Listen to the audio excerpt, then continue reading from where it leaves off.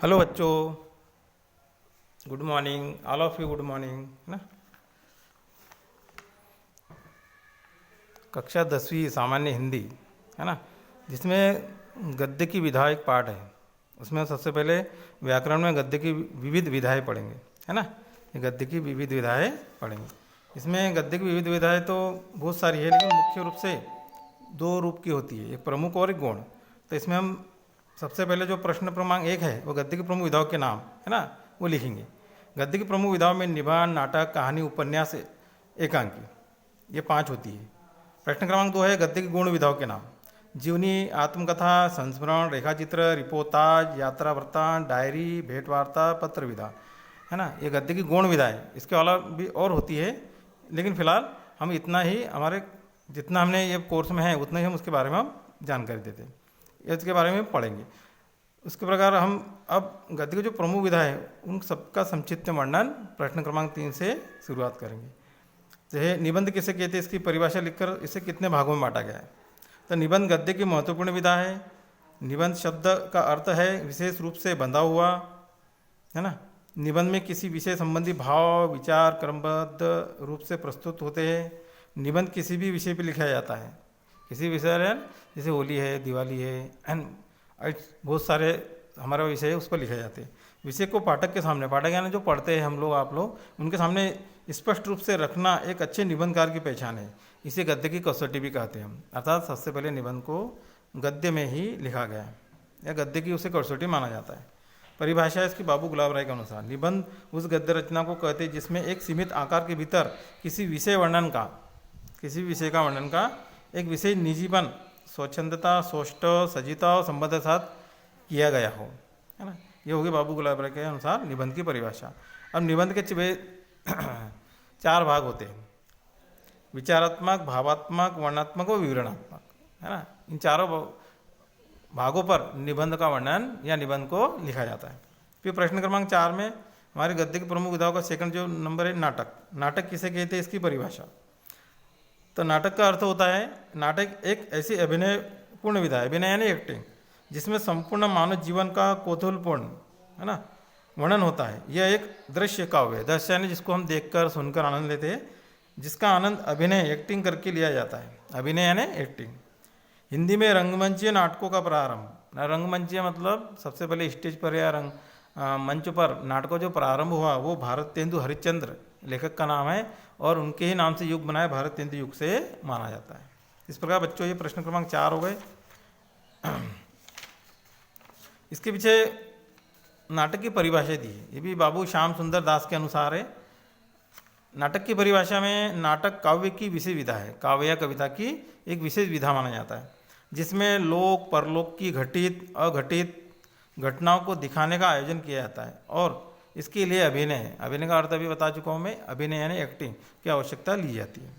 तो इस प्रकार ये प्रश्न खत्म हुआ। तो अगला प्रश्न जो आता है हमारा प्रश्न क्रमांक 4, प्रमुख 4 नाटककारों के नाम और उनके 2-2 नाटकों के नाम लिखिए।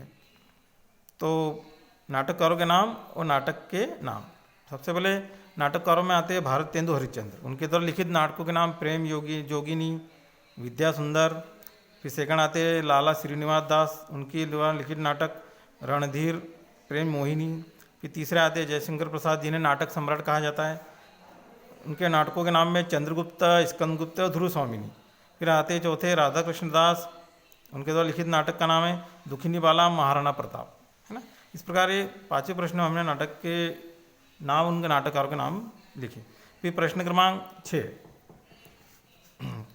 कहानी को परिभाषित करते हुए इसके तत्व लिखिए। तो वैसे तो कहानी सम्राट मुंशी प्रेमचंद को कहा जाता है, तो उन्होंने ही कहानी की एक परिभाषा दी है। कहानी गल्प, कहानी को गल्प भी कहा जाता है, एक ऐसी रचना है जिसमें जीवन की किसी एक अंग या मनोभाव, मन के भाव यानी मन में उठने वाले भाव प्रदर्शित करना ही कहानीकार का उद्देश्य होता है। यानी मन में उठने वाले भाव को प्रदर्शित करना ये कहानीकार का उद्देश्य होता है। कहानी के 6 तत्व होते हैं।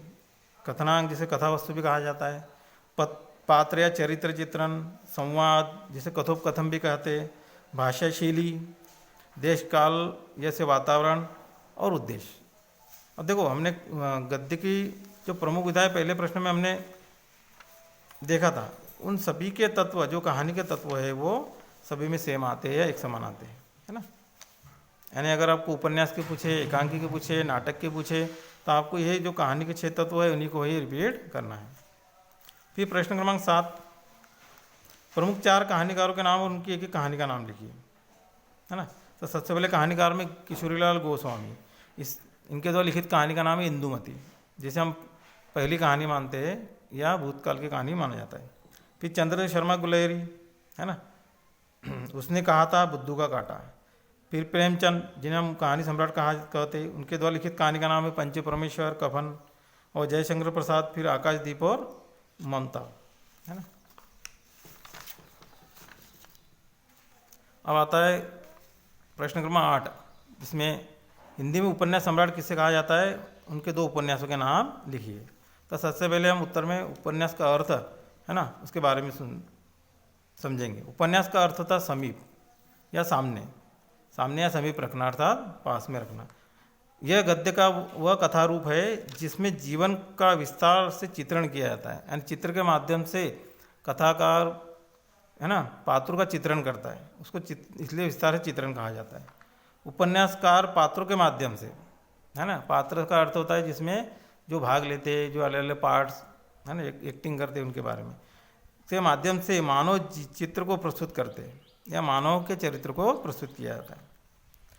मुंशी प्रेमचंद ने ही उपन्यास सम्राट कहा जाता है, यानी जिन्हें उपन्यास सम्राट की पदवी दी जाती है ना। उनके द्वारा लिखित 2 उपन्यास का नाम है गोदान, गबन, है ना। इनके द्वारा अन्य उपन्यास और लिखे गए हैं। आता है अगला प्रश्न, प्रश्न क्रमांक 9, प्रमुख 4 उपन्यासकारों के नाम और उनके 2 उपन्यासों के नाम लिखिए। तो उपन्यासकारों के नाम और उपन्यास के नाम। उपन्यासकारों में सबसे पहले जैनेन्द्र कुमार, जिन्हें हम आधुनिक उपन्यास सम्राट के नाम से भी जानते हैं या जाना जाता है। उनके लिखित उपन्यास का नाम है कल्याणी, त्यागपत्र। फिर दूसरे आते हैं फणीश्वरनाथ रेणु, है ना। उनके लिखित उपन्यास है मेला अचल, परती, परिकथा, जुलूस, है ना। फिर नागार्जुन, उनके लिखित उपन्यास का नाम है इमरतिया, दुख मोचन। फिर उपन्यास सम्राट, है ना, जिन्हें भूतकाल या प्राचीन उपन्यास सम्राट माना जाता है, मुंशी प्रेमचंद, उनके लिखित उपन्यास के नाम है निर्मला, सेवा सदन। और प्रश्न क्रमांक 10, है ना, जो गद्य की प्रमुख विधाओं में सबसे अंतिम है ना, उसमें है एकांकी विधा से आप क्या समझते हैं। 4 एकांकिकारों के नाम और उनके एकांकी का नाम लिखिए। एकांकी का अर्थ होता है एक ही अंक। एक अंक वाले नाटक को एकांकी कहा जाता है, यानी जो कुछ ही समय में समाप्त हो जाती है। आकार में छोटे होते हैं यह, तथा लगभग आधा घंटे में समाप्त हो जाते हैं, जिसमें जीवन का खंड चित्र प्रस्तुत होता है, यानी जीवन के किसी एक ही खंड का प्रस्तुत किया जाता है या प्रस्तुत करने का काम एकांकार का होता है। इनका लिखित परिभाषा डॉक्टर रामकुमार वर्मा, है ना। डॉक्टर रामकुमार वर्मा एकांकीकार है। उन्होंने कहा है एकांकी में एक ऐसी घटना रहती है जिसमें जिज्ञासापूर्ण, जिज्ञासा यानी जानने की इच्छा रखना, और कौतूहलमय, यानी जीवन की जो हड़बड़ा है इसको कौतूहलमय कहा जाता है। नाटकीय शैली चरम विकास होता है ना, नाटकीय तरह से इसको प्रस्तुत करना होता है। अब एकांकीकारों के नाम और उनकी द्वारा लिखित एकांकी। तो सबसे पहले एकांकीकारों में राधा चरण गोस्वामी, जिनके द्वारा एकांकी का नाम है भारत माता। फिर जयशंकर प्रसाद, उनके द्वारा लिखित एकांकी एक घूंट। फिर आते तीसरे सेठ गोविंद दास, उनके द्वारा लिखित एकांकी का नाम है नवरंग।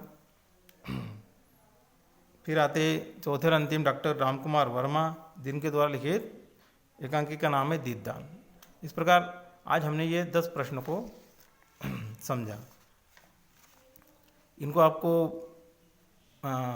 गद्य की विधाएं डालकर व्याकरण की कॉपी में इसको फेयर करना है, ठीक है। Okay, bye.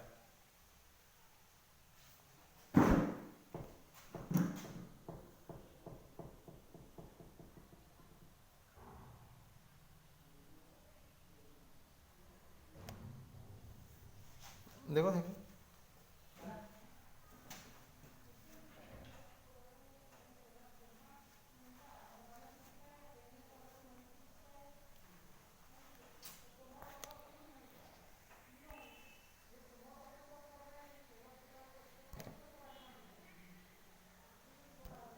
Flash mode.